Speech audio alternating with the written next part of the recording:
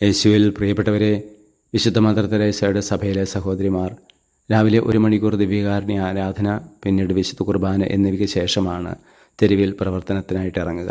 രാവിലെയുള്ള ആരാധനാ സമയം അരമണിക്കൂർ കുറച്ചാൽ അത്രയും സമയവും കൂടി നമുക്ക് ജോലി ചെയ്യാമല്ലോ എന്നുള്ളൊരു അഭിപ്രായം ഒരു മീറ്റിങ്ങിൽ ഉണ്ടായപ്പോൾ മദർ തെരേസ പറഞ്ഞത്, നമുക്ക് നാളെ തൊട്ട് കൂടുതൽ സമയം ആരാധിക്കാൻ ശ്രമിക്കാം എന്നാണ്. ഈശോയ്ക്ക് വേണ്ടി നമ്മൾ ചെലവാക്കുന്ന, പ്രാർത്ഥിക്കാനായി നമ്മൾ ചെലവഴിക്കുന്ന സമയം, നമ്മുടെ ആരോഗ്യം, നമ്മുടെ സമ്പത്ത് എല്ലാം പാഴ്ചെലവായി കാണുന്ന മനോഭാവം ഇന്നും നമ്മുടെ ഇടയിലുണ്ട്.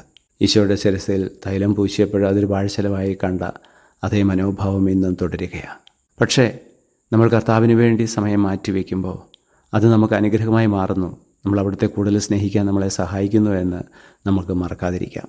ഈശോയ്ക്ക് വേണ്ടി ചെലവഴിക്കുന്ന സമയം പഠനത്തിനായിട്ട്, പ്രവർത്തനത്തിനായിട്ട് നമ്മൾ മാറ്റിവെച്ചാൽ അതൊക്കെ ഒരു പരാജയമായി തീർന്നെന്ന് വരാം.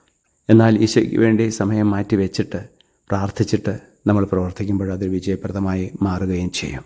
സ്നേഹനാഥനായ ഈശോയെ, അങ്ങയുടെ സന്നിധിയിൽ പ്രാർത്ഥിക്കുവാനും അങ്ങയ്ക്ക് വേണ്ടി ഓടി നടന്ന് പ്രവർത്തിക്കുവാനും ഞങ്ങൾ ചെലവഴിക്കുന്ന സമയം ഒരു പാഴ്ചെലവായി കാണാതെ അത് അനുഗ്രഹത്തിന് കാരണമായി തീരുന്നു എന്ന് മനസ്സിലാക്കി കൂടുതൽ പ്രാർത്ഥിക്കുവാൻ, കൂടുതൽ പ്രവർത്തിക്കുവാൻ ഞങ്ങളെ അനുഗ്രഹിക്കുമാറാകണമേ, ഇപ്പോഴും എപ്പോഴും എന്നേക്കും. ആമേൻ.